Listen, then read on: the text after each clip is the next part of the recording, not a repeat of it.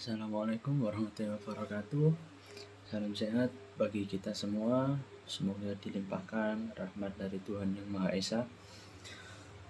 Sebelumnya, perkenalkan, nama saya Gelafasi Ahmad, nomor NPM 240130100324. Perkenalkan, nama saya Dewi Zatunaila dengan nomor NPM akhir 022.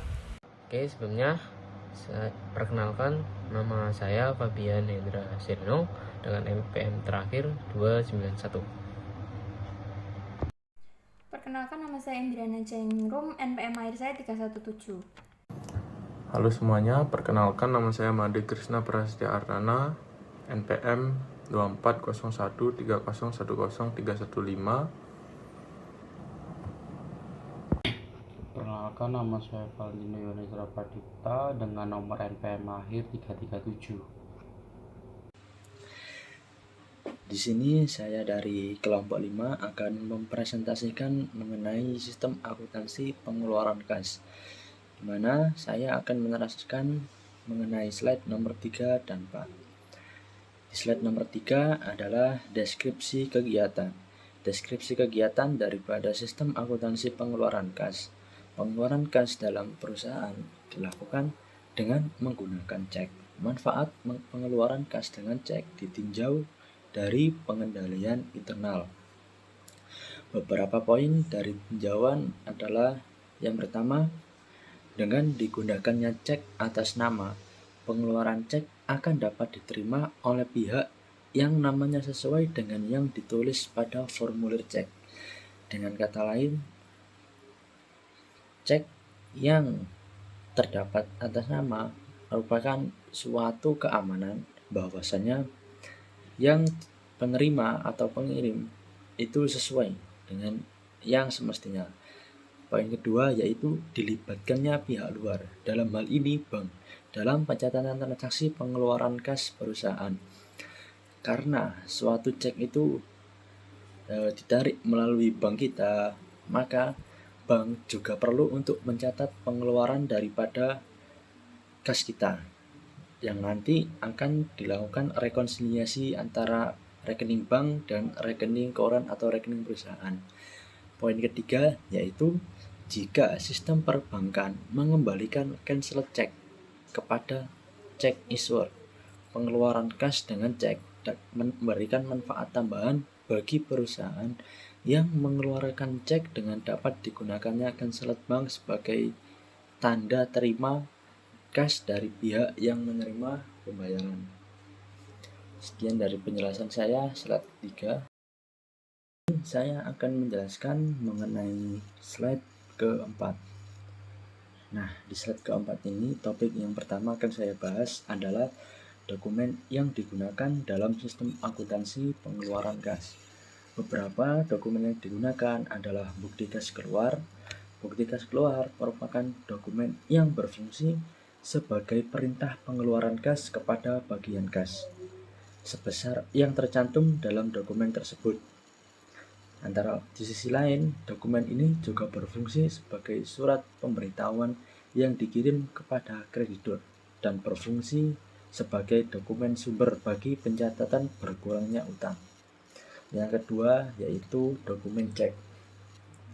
Dari sudut sistem informasi akuntansi, cek merupakan dokumen yang digunakan untuk memerintahkan bank melakukan pembayaran sejumlah uang kepada orang atau organisasi yang namanya tercantum pada cek. Atau dengan kata lain, cek merupakan pencairan uang yang ada di dalam bank. Nah, yang ketiga yaitu dokumen permintaan cek. Dokumen ini berfungsi sebagai permintaan dari fungsi yang memerlukan pengeluaran kas kepada fungsi akuntansi untuk membuat bukti kas keluar. Nah, topik kedua yang akan saya bahas yaitu catatan akuntansi yang digunakan dalam sistem informasi akuntansi pengeluaran kas. Catatan yang diperlukan yang pertama yaitu jurnal pengeluaran kas. Dalam pencatatan utang dengan account payable system, untuk mencatat transaksi pembelian digunakanlah jurnal pembelian, dan untuk mencatat pengeluaran kas digunakan jurnal pengeluaran kas. Yang kedua yaitu register check. Dalam pencatatan utang dengan voucher payable system, transaksi untuk mencatat transaksi pembelian digunakan dua jurnal, yaitu register bukti kas keluar dan register cek.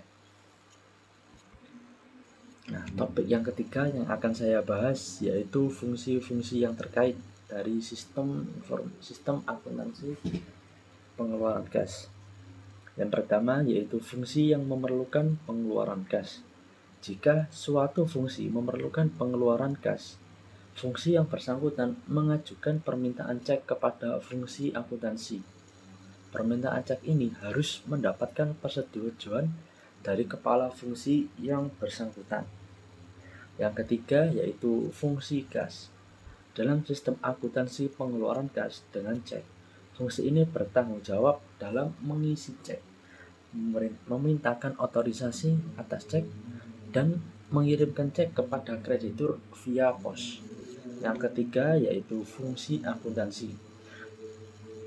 Dalam sistem akuntansi pengeluaran kas dengan cek, fungsi akuntansi bertanggung jawab atas beberapa poin, yaitu pencatatan pengeluaran kas yang menyangkut beban dan persediaan, pencatatan transaksi pengeluaran kas dalam jurnal pengeluaran kas atau register cek, dan yang ketiga pembuatan bukti kas keluar yang memberikan otorisasi kepada fungsi kas dalam mengeluarkan cek sebesar yang tercantum di dalam dokumen. Nah, yang terakhir atau yang keempat adalah fungsi pemeriksaan intern.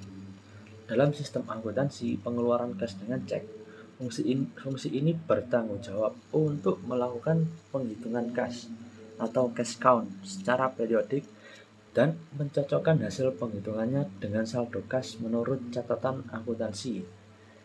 Sekian dari presentasi saya. Baik, di sini saya akan menjelaskan tentang prosedur pembentukan sistem. Jadi, sistem akuntansi pengeluaran kas dengan cek yang tidak memerlukan permintaan cek itu ada beberapa hal. Yang pertama yaitu prosedur pembuatan bukti kas keluar, lalu yang kedua prosedur pembayaran kas, dan yang ketiga yaitu prosedur pencatatan kas keluar. Yang ketiga yaitu prosedur pencatatan pengeluaran kas.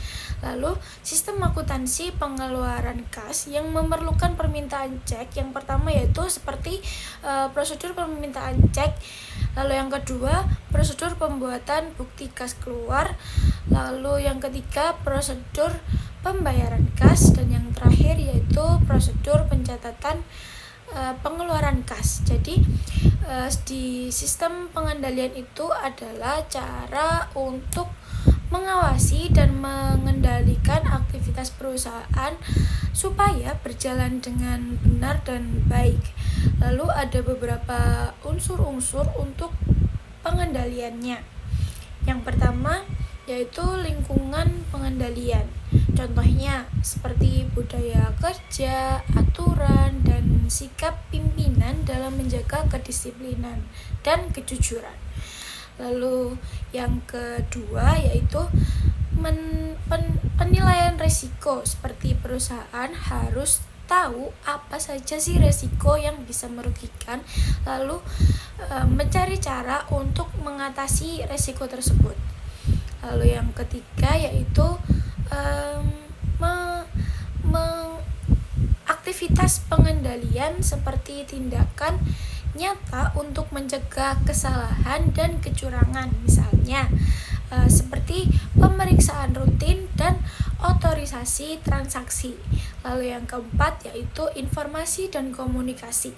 Contohnya, data dan laporan harus mudah diakses dan dipahami agar dapat membuat keputusan yang tepat. Lalu yang kelima, pemantauan atau monitoring, seperti proses pengecekan dan menilai apakah pengendalian berjalan dengan baik atau perlu diperbaiki lagi. Jadi, kesimpulannya adalah sistem pengendalian itu penting supaya kinerja perusahaan terjaga dan terhindar dari resiko atau kecurangan. Baik, untuk materi selanjutnya yaitu unsur sistem pengendalian intern. Nah, apa sih pengendalian intern itu? Pengendalian intern sendiri adalah langkah-langkah yang dilakukan perusahaan untuk melindungi aset, mencegah kecurangan, dan memastikan laporan keuangan itu akurat. Nah, ada beberapa unsur-unsur penting. Yang pertama yaitu seperti organisasi. Nah, organisasi yaitu tugas dan tanggung jawab yang harus dibagi dengan jelas. Contohnya, bagian penyimpanan uang atau kasir tidak boleh merangkap sebagai pencatatan keuangan atau bisa disebut sebagai akuntan. Tujuannya supaya tidak ada orang yang bisa menyalahgunakan wewenangnya sendiri tanpa ada yang mengawasi. Lalu yang kedua ada sistem otorisasi dan prosedur pencatatan. Nah, semua transaksi kas harus ada izin otorisasi dari atasan atau pejabat yang berwenang, termasuk saat pengeluaran kas, membuka atau menutup rekening bank, semua harus ada persetujuan resmi. Nah, pencatatan keuangan sendiri itu harus dilakukan berdasarkan bukti transaksi yang lengkap seperti faktur, nota, bukti kas keluar, dan lain-lain. Jadi kesimpulannya seperti sistem pengendalian intern sangat penting untuk menjaga keamanan aset, mencegah kecurangan, dan memastikan keakuratan laporan keuangan. Nah, dua unsur utamanya adalah pembagian tugas yang jelas yaitu organisasi dan proses otorisasi, serta pencatatan yang rapi dan teratur. Dengan pengendalian intern yang baik, perusahaan dapat mengurangi resiko kerugian akibat penyalahgunaan wewenang dan dapat memastikan setiap transaksi tercatat dengan benar. Baik, selanjutnya akan dilanjutkan oleh rekan saya. Baik, di sini saya akan membahas mengenai unsur sistem pengendalian internal. Praktik yang sehat. Yang pertama yaitu saldo kas yang di tangan harus dilindungi dan kemungkinan pencurian atau penggunaan yang tidak semestinya. Dalam sistem kas seperti yang digambarkan di atas, saldo kas yang ada di perusahaan adalah berupa dana kas kecil dan penerimaan kas dari penjualan tunai dan dari penagihan piutang yang belum disetor ke bank. Yang kedua yaitu dokumen dasar dan dokumen pendukung transaksi pengeluaran kas harus dibubuhi cap lunas oleh bagian kasa setelah transaksi pengeluaran kas dilakukan.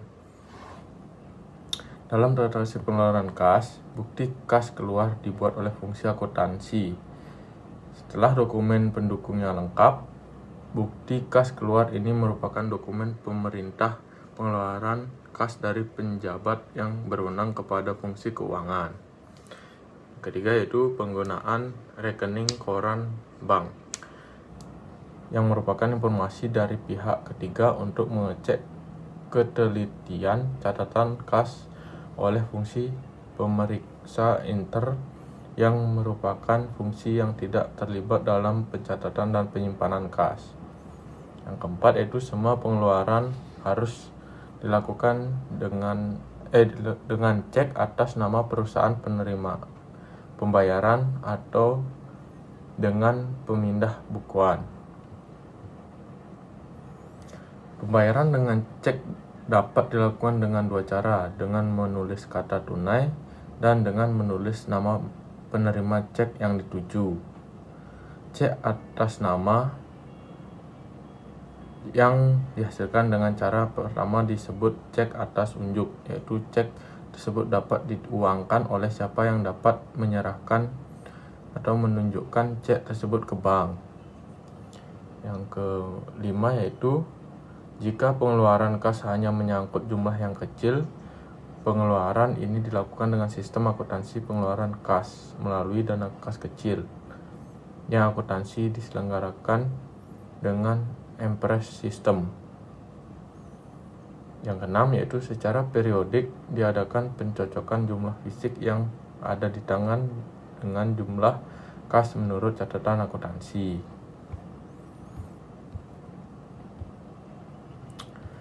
Yang selanjutnya yaitu kas yang ada di tangan dan kas yang ada di perjalanan diasuransikan dari kerugian. Selanjutnya itu kasir diasuransikan. Selanjutnya kasir dilengkapi dengan alat-alat yang mencegah terjadinya pencurian terhadap kas yang ada di tangan. Selanjutnya semua nomor cek harus dipertanggungjawabkan oleh bagian kasa. Oke, selanjutnya dampak canceled cek terhadap sistem akuntansi pengeluaran kas dengan cek. Terdapat dua. Yang pertama, jika sistem perbankan mengembalikan canceled cek kepada cek insure setelah penerimaan pembayaran pencairan cek yang diterimanya melalui cek clearing, sistem pengeluaran kas perusahaan pembayar tidak menuntut penyerahan kwitansi sebagai tanda penerimaan pembayaran dari pihak yang menerima pembayaran.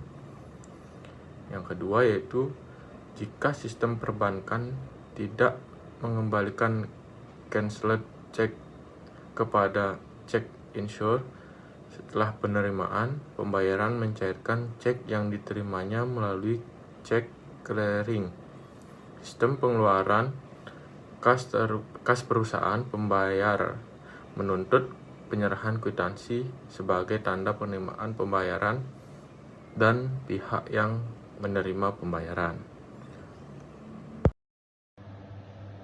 Oke, selanjutnya ini ada sistem dana kas kecil.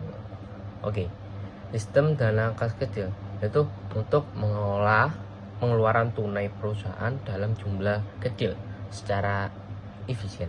Nah, di sini ada dua sistem pengelolaan, yaitu yang pertama fluctuating fund system, atau lalu yang kedua ada Empres System. Nah, sistem fluctuating fund system itu dana kecil yang berfluktuasi atau akan dicatat itu pada saat pengeluaran dan pengisiannya. Lalu pengeluaran dicatat langsung di jurnal, langsung aja. Lalu ada rekonsiliasi bank sulit dilakukan. Ini ada Empres System, ya, dana tetap atau akun itu tidak berubah kecuali ada penyelesaian resmi. Ya. Harus ada penyelesaian resmi baru ada perubahan.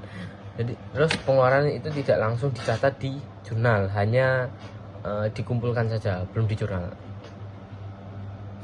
Lalu ada pengisian kembali atau total bukti pengeluarannya kita.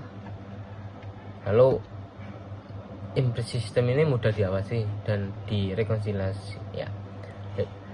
Oke. Lalu ada prosedur umum. Nah, pembentukan surat keputusan dari direktur keuangan. Lalu pengeluarannya itu permintaan dari pemakai disertai bukti ya. Bertanggungjawaban, bukti pengeluaran plus dokumen pendukung harus ada pertanggungjawaban. Lalu ada pengisian kembali, ya sesuai bukti pengeluarannya, ya melalui bagian utang, ya mungkin seperti itu. Selanjutnya ada dokumen yang digunakan dalam sistem dana kas kecil, ya. Yang pertama ada bukti kas keluar. Nah, ini berfungsi sebagai instruksi dari bagian akuntansi kepada bagian kas untuk mengeluarkan sejumlah uang tertentu. Jadi nggak semua, tertentu aja. Ya dipakai saat dana kas kecilnya pertama kali dibentuk dan ketika dilakukan pengisian ulang. Lalu ada cek. Cek ini merupakan alat pembayaran yang digunakan dalam proses pencairan dana untuk pembentukan atau pengisian kembali ke kas kecil. Nah, yang ketiga ada formulir permintaan pengeluaran kas kecil, ya. itu diisi oleh pengguna dana untuk mengajukan permintaan dana kepada pemegang saham kas kecil. Nah, lalu yang keempat ada bukti pengeluaran dana kas kecil. Nah, disiapkan oleh pemakai dana untuk bertanggung jawab penggunaannya, lalu dilengkapi dengan bukti transaksi.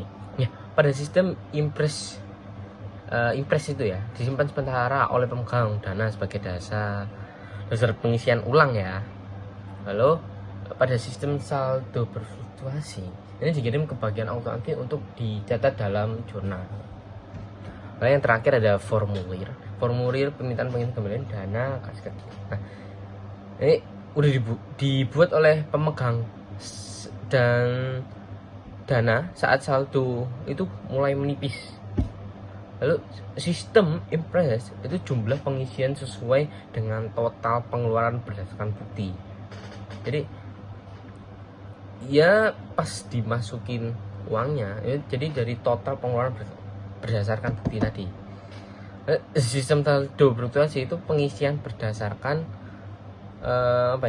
perkiraan kebutuhannya, tidak selalu sama dengan jumlah pengeluaran sebelumnya. Jadi berbeda dari sebelumnya, tidak sama. Nah, saya akan menyanyikan slide 11 dan 12 nantinya. Yang slide 11 itu berisikan catatan akuntansi dalam pengelolaan dana kas kecil. Nah, catatannya ini yang mempengaruhi dalam pengelolaan dana kas kecil. Yang pertama ada jurnal pengeluaran kas.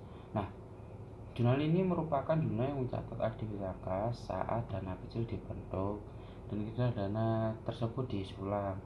Nah, dasar pencatatan berasal dari bukti kas keluar yang diverifikasi oleh bagian kas. Nah, seperti tadi penjelasannya, jurnal pengeluaran kas ini seperti pencatatan aktivitas untuk mengisi kas kecil tersebut. Nah, selanjutnya register cek. Nah, buku pencatatan ini semua cek yang dikeluarkan perusahaan dalam rangka pembentukan dan pengisian dana kas kecil.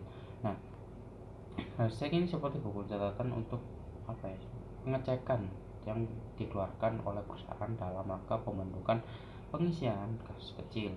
Nah, selanjutnya ada jurnal pengeluaran dana kas kecil. Jurnal khusus ini untuk mencatat seluruh transaksi pengeluaran dari dana kas kecil.